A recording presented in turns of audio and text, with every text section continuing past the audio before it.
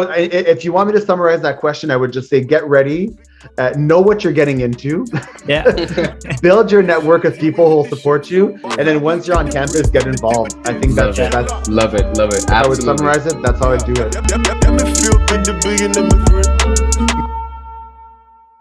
Sounds good. Welcome back, everybody. Welcome to another episode of My Personal Mentor, aka MPM. Damn, it feels good to be an immigrant, an online platform for immigrants in Canada to help them succeed in Canada. Well, today we have an amazing platform and an amazing series here. Well, back again with awesome speakers today. We have Chetanya Sharma, CEO of My Personal Mentor, and we have Marty, the man of the hour. You know, he's an executive coach, he's a consultant, he's a facilitator. If I had to say it in easy words, an epitome of education and leadership. So without further ado, let's bring it up. You know, Marty, how's your day been so far? How do you feel to be on this amazing series? My day's been great. What a great introduction. I love the enthusiasm. I'm really happy to be here with you two. I'm excited. It's Sunday afternoon. It's a little bit, I'm in Ottawa here in Canada. We've had great weather. It's a little bit gloomier today, but it feels good. I'm at home. It's cozy. And I'm spending this amazing time with you two this afternoon. Amazing. Yeah, absolutely. It's our pleasure. It's our honor and privilege. You know, I shouldn't be talking much about, weather because I'm in California. So, we make us jealous. Absolutely. But yeah, it's been awesome. I would love to hear from you, a little bit about your background. Again, you shared the city you're logging in from, a little bit about your background. I know you worked with, Ottawa for, more than a decade. It's been a wholesome journey. You've shared, whether it's in education, and now you're serving people with, education and leadership. So share a little bit about that. What do you do and, how it's going? Absolutely. So just a bit about my journey, because I think this is always something international students are curious about, because they think that there's only one type of program that you can do for one specific job. And I like to share this. And I started my university career a little bit over 15 years ago, almost 20 years ago. I did an undergrad in music and French, which was, a little bit bizarre at the time. I didn't know what I wanted to do. I wanted to become a teacher. I knew I loved education and I loved the classroom. So I was going into that. And then I started working. I started working at the University of Ottawa. I worked mostly the bulk of my career was with international students and their families. And I was responsible for recruitment and the overall achievement of international students on campus. So this happened. I did this for 15 years. I finished my Master's of Education 15 years later. So that's something also that's very interesting. I went back to school and I finished my Master's in Education, something that I wanted to do for a long time. And recently, over the last year, I got my Associate Certificate Coaching Certificate from the International Coaching Federation. So this is a little bit my education journey of the last few 15 years. That's awesome. So you said masters. When did you finish your masters in education? I just finished actually like a month and a half ago. That's amazing. That's so cool. Yeah.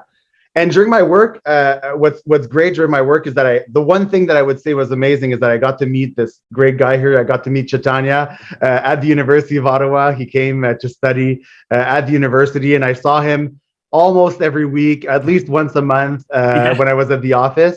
So that was a great privilege. But also, I met over 1,000. I was trying to find how many families and students I had talked to. And I want to say thousands of family and students over my career in education.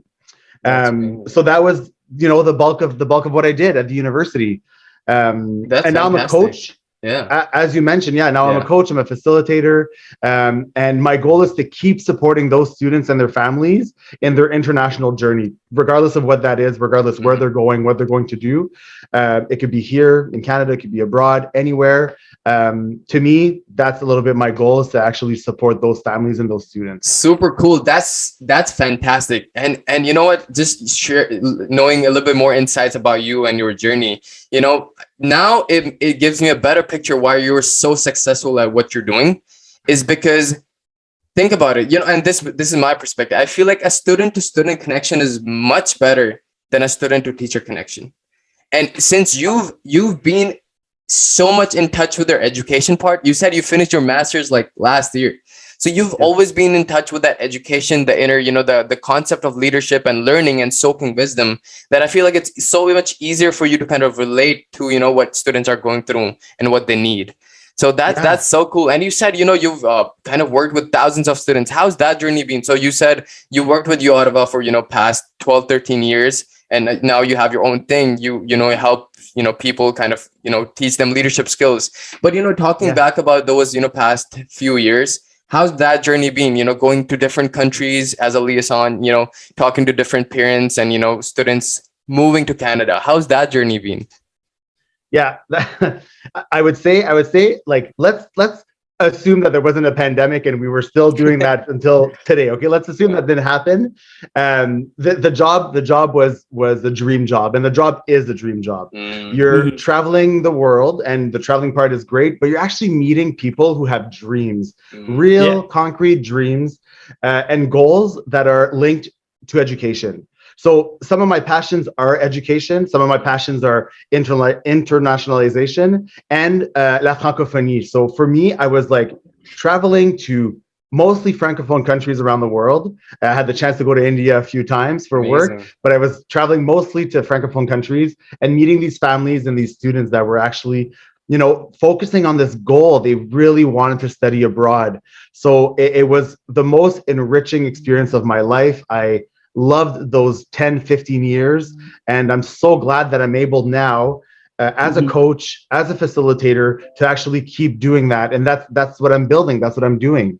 That's amazing. So if I had to kind of break it down, so, you went to these different countries, and I'm actually curious, what's your take on it? Because as immigrants, we know that we see opportunities, we see that glamour, in Canada, US, here in California, and, in North America, if I had to kind of bring it up. What's your perspective on kind of, when you went there, you heard your perspectives of students and parents. What do you think was that oomph factor that, hey, we want to visit Canada? Why was that, such a big thing? Yeah. Oof, that's a good question. I'm going to tell you, it's a really good question, and it's a really deep question, because every country, and even inside a specific country, there's different needs. 100%. There's different needs. There's different goals. But I would say for every student, there's this pride of saying, wow, I'm going to finish my high school in my country and I will study abroad, regardless if it's Canada or elsewhere. But when they talk about Canada, it's this pride of, it's that dream. It's that I can get this. I can move to Canada. I can learn about this new culture, and a welcoming country that's open to diversity, that's open to these international students. You see pride in the parents' eyes and the students. They work so hard for this, and that's, I think, what brings us the most joy when you're doing this kind of job. It's knowing that they're working hard for these goals and to achieve these goals, and we're just like the train that comes by, that we say, hey, hop on our train and we're gonna help you get there. But we're just that little vehicle that supports the families while they're going through this. No, that's amazing. And in fact, now that you have mentioned that, first few months and the excitement and hopping on the journey, I would love to shed some light on, like, what would you like, since you have been in touch with so many international students so far and you have seen their life growing. I was the first one to come and seeing you every single week, bringing my notes. Okay, what to write in classroom, am I doing this correct? Now I was a very grateful to have mentors like Mark Andre, you, and Natalie Morris, who guided me every single week of my international life in my second semester. So according to you, like, what should, like, an international student coming abroad for the very first time, what should he be prepared for to experience in the first few months? Because there's a time period where there's a honeymoon period, but that honeymoon period that goes down like after 2-3 months, and then culture shock comes in. So what would you suggest an international student coming to North America, having some skills or some mindset in mind to be prepared beforehand? Yeah, and you nailed it right on the head, because I love what you talked about, this honeymoon phase, and this question is very important. And I have to say that there's no magic formula, there's no magic potion. And Chetanya, like I know that you've gone through this, so I'll explain some things that I'm sure I'm going to see you nod, because you know that it's not, there's no magic potion, and it's again not one size fits all.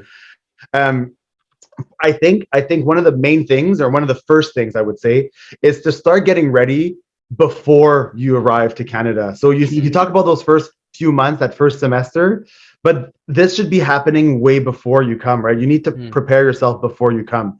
Yeah. And I want to say, like, most of the things that I'm going to mention in this is that this applies to even Canadian students that would go to another university inside of Canada. As you may or may not know, the size of Canada is, it's very large, second largest country in the world. And we've got students coming in that are 800 kilometers, 2,000 kilometers, 5,000 kilometers from their university. So they have similar challenges that you would have as an international student. So getting ready, I think, would be the first thing, and knowing that you are absolutely supported. And I think that's one of the first thing that grounds you, is to know that Canadian universities support their international students. And when I say universities, I might do that lapsus during the podcast, but universities and colleges. So in Canada, we separate them, but universities and colleges, it's those two, any higher ed institution, essentially. So I'd say one of the first things you have to do is read every bit of information that you will receive from your international office or your welcome group. If there's a webinar, attend. If you need to sign up to something, sign up and go to it. Read those documents. You're going to get so many of them. But I remember telling students, you are moving in a different country. Like, you are 18 years old and you're going to a different country to study. You need to be reading these things. You need to know what's going on. No, that's number one. For sure. That's number one. No, absolutely. Now that you mentioned that, in fact, I remember when I was getting all these documentations, and I think the pre-departure orientation is one of the best thing that ever happened. Getting to know people beforehand, and having some expectations in mind. Okay, these are the people who can guide us towards a better areas in Canada. But my example, like, I was just what I was thinking, and I think this is a lot of international student goes through the same, is that we had so much excitement. Oh my God, it's my first time coming out, that sometimes we don't pay that attention to these crucial information that once we are here, and after 3 months, like I still remember, after 3 months I was going through the international orientation presentation. Okay, where to find this? Because I remember they talked about it, but I haven't paid attention because I was so excited about meeting new people, the new culture, and going here and there. But after 3 months, when the party is over, and now it's the real things is getting into into pace, and I think it's like those small little things paid such an important impact to know beforehand. Right? That's another thing that every time whoever asked me who's coming to from India to North America to Canada, that pay attention to those orientations, because some students says it's boring, it's long, but it's actually very, very interesting in the long run, for sure. And I would even say, Chetanya, like, and I would say building that network even before you arrive to campus, and I mean, it'll allow you to be supported when you get on campus. So, if you're going to live with a roommate, get to know your roommate before you arrive. If you're going to have roommates or live in res or in a dorm, there's always WhatsApp groups for your region, and there's WhatsApp groups or Facebook groups for your program. So get involved with that. Get on those groups in the summer and get to know the people. Get yourself a mentor, right? Call a group like MPM. Get yourself a mentor. Get yourself a coach. Get yourself a coach that's going to support you and really be there to guide you, so that when you do arrive, you already have that network. I think the worst thing could be if you would put me in those shoes, 18 years old, take me out of my town, of my city, and drop me in a new country. And if I didn't have that support system, I actually don't know how I would get it done, So getting that support system before, so when you do arrive to campus, you have a couple people that you can count on, and a couple people that are there for you. And I want to say one thing. One thing I remember a lot with the first few months, and these are just maybe 3 little things that I want to mention. So meet people. I know you talked about the social, but that's like you want to meet those people in the first few months, not just international students, not just students from your country. Meet different students, meet students from another program, meet students from another university or college. Just meet other people, explore, be curious, get involved. Get involved, activities, do those activities, those welcome activities. Universities and colleges have every single services that you can imagine. If you want to do any sport, any club, anything, you will find them in college and universities. And keep building that network. I think from the beginning, we think like you start university or college and you're like, oh my God, I'm going to be working in 4 years. I don't need to think about that. 4 years. I don't need a job right now. I don't need to build a network. But start that from the beginning. Open up your LinkedIn profile from the summer before. Connect with people that interest you. Find those profs. Start realizing, 100%. What that goal is, the professional goal. Without making it a priority, but just actually start building that network early. So if you want me to summarize that question, I would just say, get ready. Know what you're getting into. Build your network of people who will support you, and then once you're on campus, get involved. I think that's love it. Absolutely. I would summarize it. That's how I do it. I love where this panel is going already, because Marty, I don't know how much I'm pretty sure you know a lot about the culture, but from where we come from as immigrants, the three basic things that have been told us and are like a path that's been said is, hey, get there, get a good grade, get a good job, and you'll be all set in life. I love how you brought that monotony and that stereotype. And I really wanted to do this from a long time, because we do not emphasize enough on networking. We do not emphasize enough on mentorship, because mentorship is now like a buzzword. Everyone's talking about it, but no one knows the real value of leadership and coaching. Talking to someone who's been there and done that, who's 10 to 15 years ahead of you, because every failure that you feel then, because you have them, who got their back, you have, so I feel like every failure you feel with them is going to be like a stepping stone. So I feel like it's amazing that you brought that up, the importance of networking, the importance of being involved on campus. And I feel like an amazing example is right with us, Chetanya, how's your experience been? Again, you could have done the same thing, getting that 9 GPA semester after semester, year after year. That would have been a set path. But now that I see you graduating with 3 different job experiences, all in public sector, amazing work experience, scholarship because of, the campus involvement that you had. How would you say, about this stereotype and, just breaking this stereotype and, what kind of reflecting on what Marty said? Yeah. So honestly, I feel like, Praateek, like there's already so much going on when we come here, that feels like, oh my God, this is another add-on to our plate. We already have to do so many assignments. We already have to understand the importance of not plagiarizing. Back in India, plagiarism is one thing that I learned here. That was the very first culture shock, I would say, that, that we cannot study from Google. And I'm like, what do you mean? Where do I study then from? They're like, you get books, go to library, do some research. And I'm like, okay, wait, let me read on this. And so stuff like that, small things we are actually not aware of. And when these kind of things, come up, and they're normally coming to you, but they feel like, oh my God, it's so much. And then we have to make sure and then people start to, relate, okay, oh my God, I have to balance my social life. I have to balance my friend circle. I have to balance my studies. I have to get good grades. But I definitely feel like, always keep some time aside from your studies, from your part-time job to do volunteer work. I cannot even stress more on that I certainly believe after next month, it's going to be 5 years I'm in Canada, right? I certainly believe my volunteer work has paid me more than my jobs that I did. Now, what I mean by that is not just about money. Okay, that is one thing. Okay, you definitely need money to sustain yourself. That's a totally different area, right? But it's about the network that I built that's going to last forever. It's about the people I met. It's about the experiences that I got. It's about launching my own, my own club, in organizing my events and infusing the North American culture with South Asian culture, having Indian and Chinese dancing together with a North American guy. That's amazing to see, and stuff like that. And these are something which are beyond any money, I would say. So I think for me, I had a 9 GPA definitely in my first semester. I was all day in library, studying, going to classes, 7 a.m., breakfast, classes, back, classes, breakfast, library. That was my routine, right? And after 3-4 months, I was like, man, I think this was not the only thing that I came here from. I feel like I am missing out something. I think, and one of my professor, I think, Martin, you definitely know him, Matt Archibald.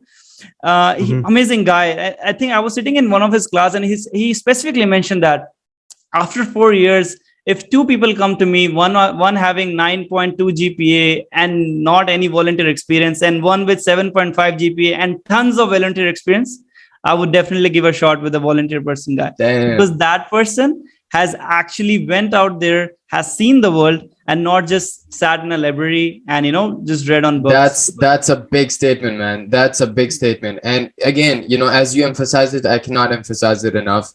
The power of work experience, the power of just going out there and making it happen, not just in the books. Of course, book wisdom, amazing, but until you fall and get up, you won't realize how bad it hurts.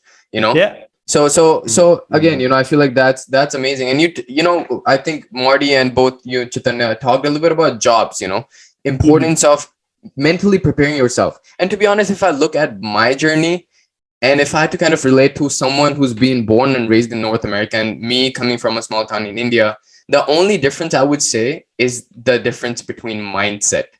If I already knew that, hey, you know what, I have to be prepared to get a job. Dude, I have a friend who interned with Microsoft right after high school with no university degree. And I was busy thinking about if I should play soccer or cricket. This is the mindset difference. Yeah. And I'm no regrets. I love where I am at this point.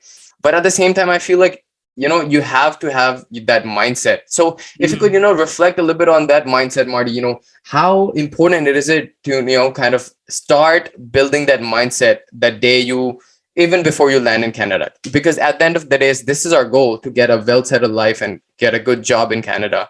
What are some of the things, what are some of the leadership skills that you recommend to, start building off so that it's a smoother transition?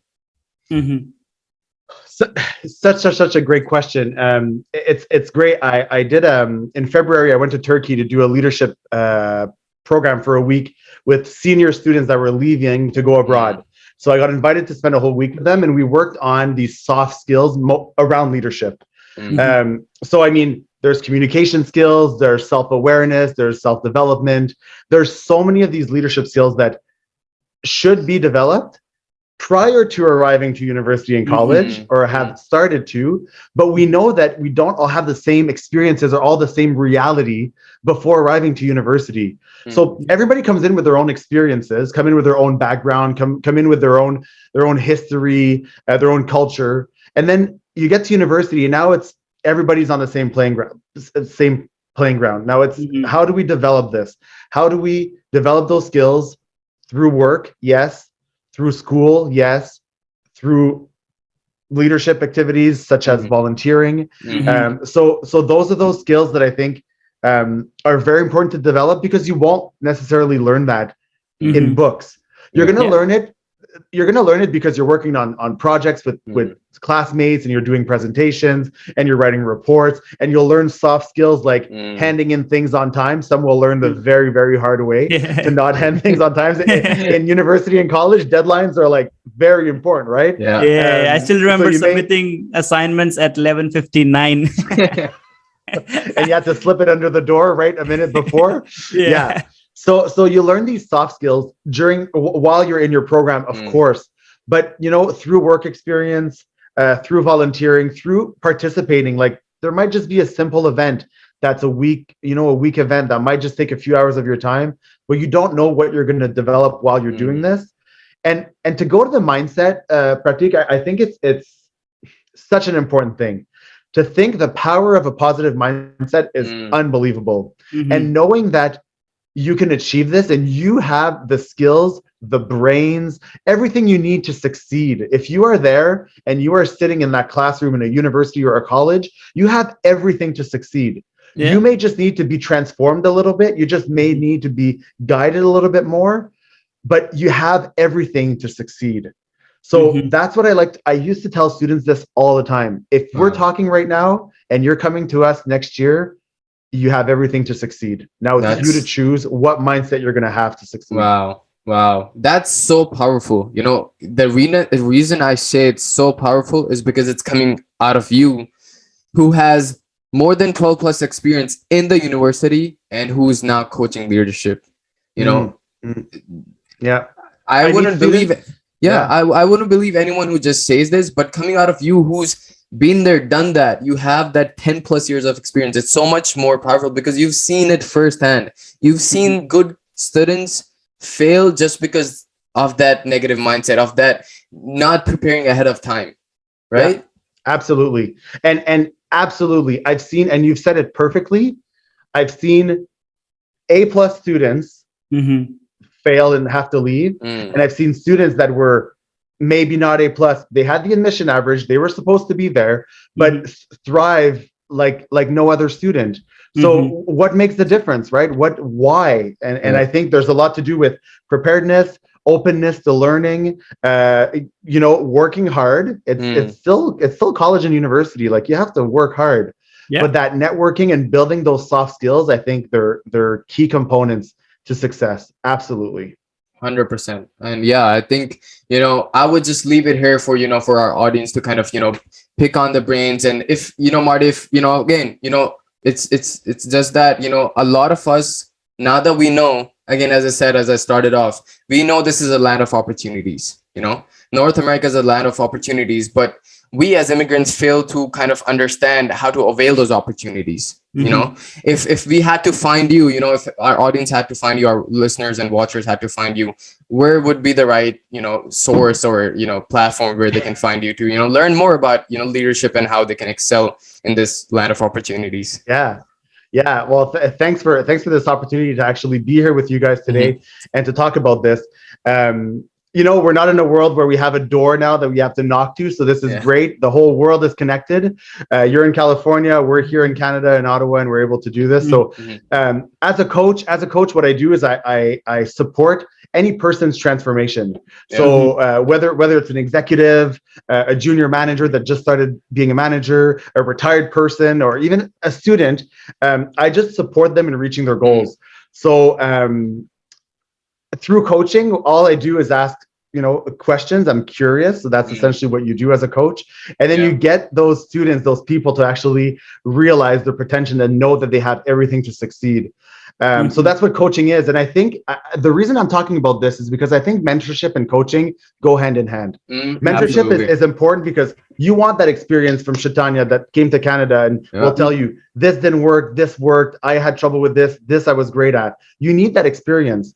But I also think you need a little bit more structure to get those thoughts and those questions asked and actually sit down and think, you know what, why am I blocking on this? Or why is this hard for me? And that's what a coach does. So where do you find me? Well, I'm on LinkedIn, so you can find me with my name on LinkedIn. I work with an international coaching firm that's called Pourquoi Pas Coaching International. All the details are on my LinkedIn, so you can find me there. If you're really curious, you can find me on Instagram. I love meeting new people. You can chat me up anywhere you want to find me.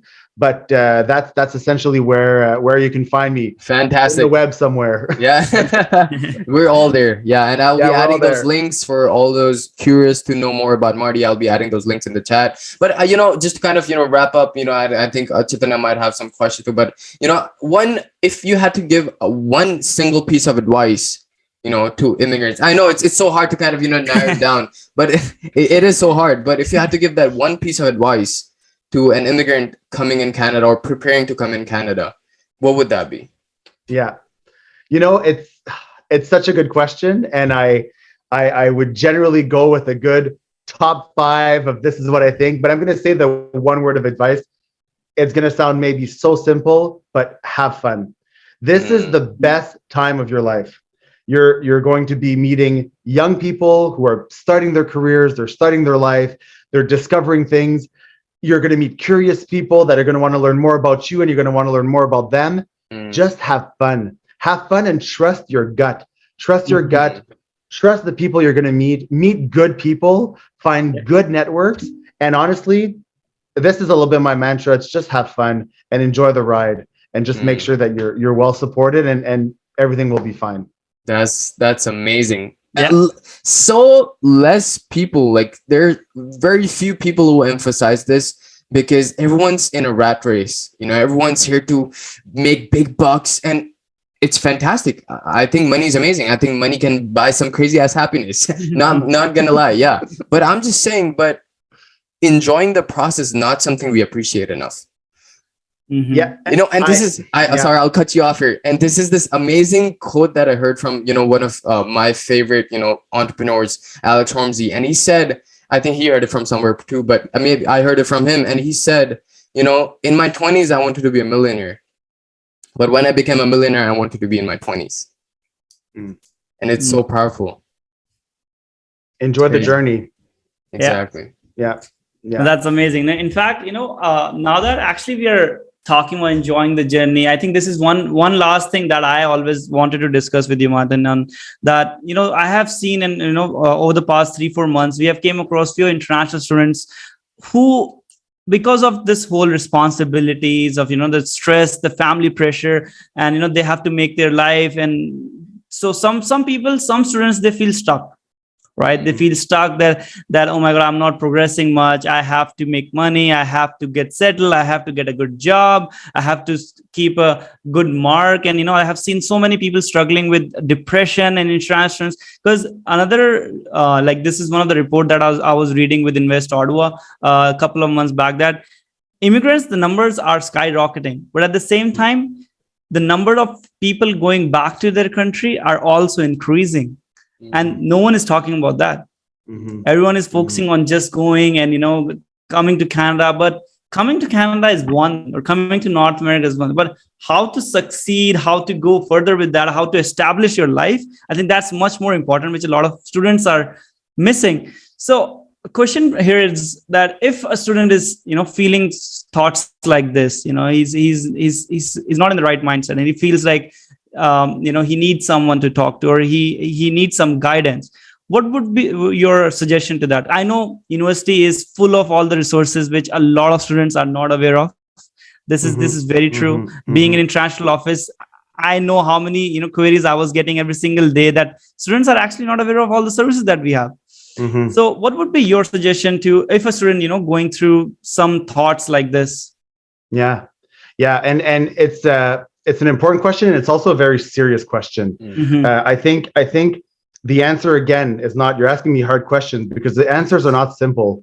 But the first thing I want to say is, if a student is really feeling that there's a distress, or that there's a deep depression, in Canada, healthcare for students is included in your tuition fees. So you go see a doctor, you go see a counselor, you start with that if you're at that point that you need that support. There's no mentors, there's no coaching that can help that kind of mental health support. And I 100% encourage this. And we know as international students, it's sometimes a little bit taboo and we don't talk about this, but it is okay to do it.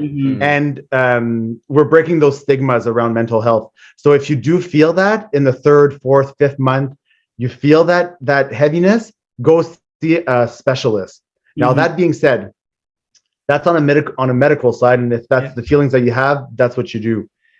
If then you need those support to just get that little kickstart, that little bit. I'm stuck. Something's going on. I failed an exam. It's not the worst. It happens. I failed. I did a paper and I got it. I didn't get. I got 80, not 80, but 60%. And I want to get the pressure is very high. I know.